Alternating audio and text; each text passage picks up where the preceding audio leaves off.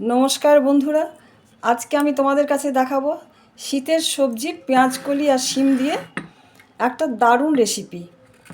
আশা করি জিনিসগুলো দেখে বুঝতে পারছো রেসিপিটা কি হবে, কিন্তু তবুও আমি বলবো একটু পরে রেসিপিটা কি।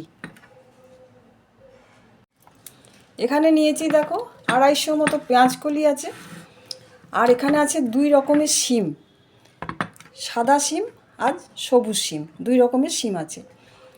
আর আছে এখানে একটা পেঁয়াজ, একটা টমেটো আর 2টো কাঁচা লঙ্কা চিড়ে দেব, আর কিছুটা মটরশুঁটি আছে। এখন শীতের মটরশুঁটিটা সব কিছু সবজিতেই দেওয়া যেতে পারে। আর মশলা বলতে এখানে কিচ্ছু না, শুধু নুন আছে, হলুদ আছে, প্রথমে একটু ফোড়ন দেবো 5 ফোড়ন, আর 2 রকমের সর্ষে আছে, এটা আমি পিষে নেব, আর পোস্তটা আলাদা করে পিষে নেব। ব্যাস এইগুলো দিয়েই হয়ে যাবে আজকে আমার এই পেঁয়াজকলি রেসিপি। তবে চলো কিভাবে করছি আমি সেটা এখন দেখাবো। দেখো, শীতের সবজি পেঁয়াজকলি অনেকেই অনেক রকমভাবেই রান্না করে থাকো, কিন্তু আমি যেভাবে রান্না করছি সেই রান্নাটা যদি একবার করে তোমরা খেয়ে থাকো, তোমরা বারবার সেটা কিন্তু করতে চাইবে। তো কিভাবে আমি করছি সেটা তোমরা প্রথম থেকে শেষ অবধি কিন্তু না দেখলে বুঝতে পারবে না। দেখো, প্রথমে আমি সব সবজিগুলো কেটে নিলাম।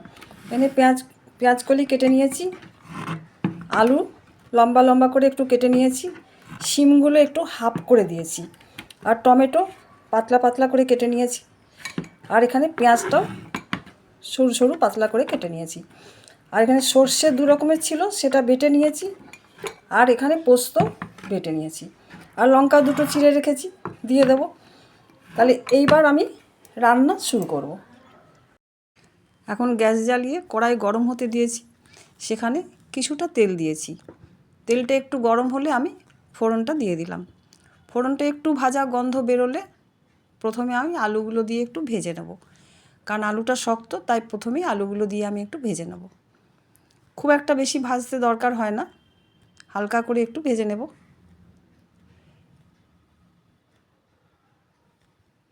দেখো, আলুটা ভাজা হয়ে গেলে আমি এক সাইডে কড়াইয়ের টেনে রেখে দিলাম। তারপর ওই তেলের সঙ্গে দিয়ে দিলাম আমি পেঁয়াজ কুচি। পেঁয়াজটা একটু লাল করে আমি ভেজে নেব।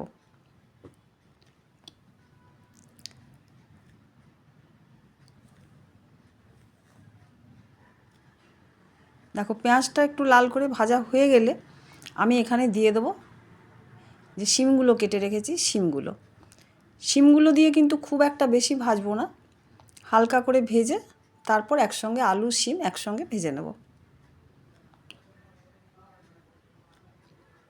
দেখো, একসঙ্গে সব সবজিগুলো ভেজে নিলাম।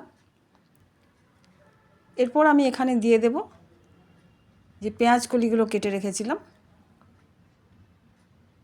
পেঁয়াজকলিগুলো দিয়ে দিলাম। পেঁয়াজকলি দিয়ে কিন্তু আমি বেশি ভাজবো না, এই কারণে পেঁয়াজকলি বেশি ভাজা ভাজা করলে পেঁয়াজকলির যে সবুজ রঙটা, সেই রঙটা কিন্তু নষ্ট হয়ে যায়। তাই খুব হালকা করে পেঁয়াজকলিটা দিয়ে আমি ভেজে নেব। এরপর আমি এখানে নুন দিয়ে দিলাম, পরিমাণ মতো রাখা ছিল, আর হলুদ দিয়ে দিলাম। এবার নুন হলুদ দিয়ে একসঙ্গে সব সবজিগুলো ভালো করে মিশিয়ে কিছুক্ষণ আমি নাড়াচাড়া করে এটাকে ঢাকা দিয়ে দেবো। এইভাবে যদি কম আঁচে রান্না করা যায় ঢাকা দিয়ে দিয়ে, তবে কি ওই সবজির যে জলটা বেরোয় তাতেই কিন্তু সব সবজিগুলো কিছুটা সেদ্ধ হয়ে যায়। দেখো, আমি এখন ঢাকা দিয়ে দিলাম কিছুক্ষণের জন্য। দেখো, ঢাকা খুলে দেখাচ্ছি যে জল তো কিছুটা বেরিয়েছে নুন দেওয়ার জন্য, এই জলেই কিছুটা কিন্তু সেদ্ধ হয়ে যায়। আবার কিছুক্ষণ নাড়াচাড়া করে সব সবজিগুলো একসঙ্গে মিশিয়ে এইভাবেই কম আঁচে একবার করে ঢাকা দিয়ে একবার করে ঢাকা খুলে নাড়াচাড়া করে রান্না করলে কিন্তু বাড়তি জল খুব কম লাগে। দেখো, আবার ঢাকা দিয়ে দিলাম। আবার ঢাকাটা খুলে তোমাদের দেখাই যে কতটাই সেদ্ধ হয়ে গেছে। আবার একটুখানি নাড়াচাড়া করব আমি। দেখো, পেঁয়াজকলির কিন্তু সবুজ রঙটা এখনও ঠিক সেইভাবেই বজায় রয়েছে। এরপর আমি টমেটো পিসগুলো দিয়ে দিলাম, আর মটরশুঁটিগুলো দিয়ে দিলাম। এবার আবার একসঙ্গে খুব ভালো করে সব সবজিটা মিশিয়ে নেব। 2টো কাঁচা লঙ্কা ছিল, দিয়ে দিলাম। এরপর প্রথমে আমি যে সর্ষে বাটা ছিল, সর্ষে বাটা দিয়ে সব সবজির সঙ্গে খুব ভালো করে মিশিয়ে নেব।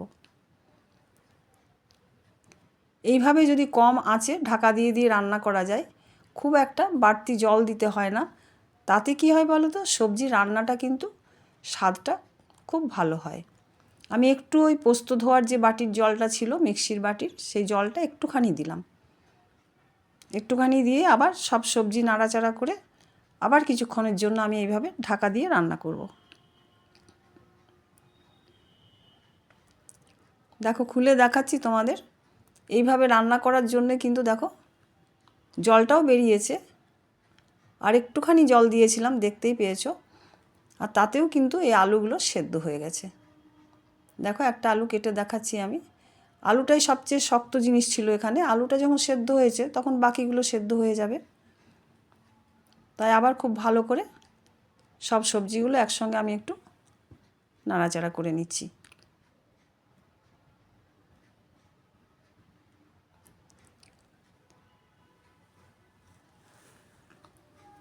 এরপর এখানে যে মিক্সির ধোয়া বাকি জলটা ছিল, সেই জলটা দিয়ে দিলাম। কারণ সেই জলটা তো নষ্ট করব না, ওখানে কিছুটা পোস্তর দানা রয়েছে। তো সেটা আবার ভালো করে সব সবজিগুলোর সঙ্গে মিশিয়ে কিছুক্ষণের জন্য আবার ঢাকা দিয়ে দেবো। তাতে কি পুরোপুরি সব সবজিগুলো সুন্দরভাবে সেদ্ধ হয়ে যাবে।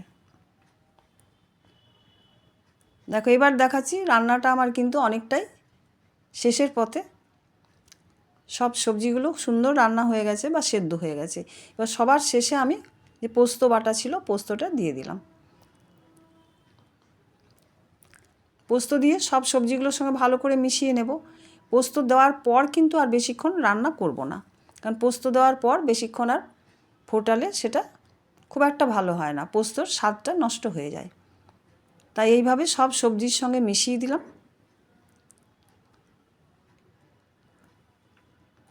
দেখো সুন্দর আমার রান্না হয়ে গেছে। আর আমি এটা কড়াইয়ে রাখবো না, কড়াইয়ের থেকে অন্য জায়গায় তুলে নিচ্ছি। এটা বড় পাত্রে আমি তুলে নিলাম, কারণ গরম কড়াইয়ে থাকলে আরও এটা শুকিয়ে যাবে। খুব একটা শুকিয়ে যাওয়া পোস্ত কিন্তু খেতে ভালো লাগে না। দেখো শীতের সময় কিন্তু এই পেঁয়াজকলি পোস্ত গরম ভাতে খেতে খুব ভালো লাগে। দেখেছো কত তাড়াতাড়ি হয়ে গেল, আর কত কম তেল মশলা দিয়েই কিন্তু রান্না হয় এটা। আর এটা তো সবসময় শীতের সবজি, তাই যতদিন শীত থাকবে ততদিনই পাবে এই সবজিগুলো। তাই তোমরাও আমার এই রেসিপি দেখে একবার বানিয়ে নিতে চেষ্টা করো। আর বানিয়ে নিয়ে খাওয়ার পর কিন্তু অবশ্যই জানিও তোমাদের আমার এই রেসিপিটা কেমন লাগলো। যদি ভালো লাগে একটা লাইক দিয়ে শেয়ার করো। আর এটা কিন্তু শীতের সবজি, বারবার বলছি, শীত ফুরিয়ে গেলে কিন্তু আর এই সবজিগুলো সহজে পাওয়া যাবে না। তাই শীত থাকতে থাকতে তোমরা এই শীতের সবজি রান্না করে খেয়ে নাও। দারুণ লাগে কিন্তু গরম ভাতে খেতে। তা আজকে আমার রেসিপি আমি এখানেই শেষ করলাম। আবার আসবো কোনো এক রেসিপি নিয়ে। টাটা।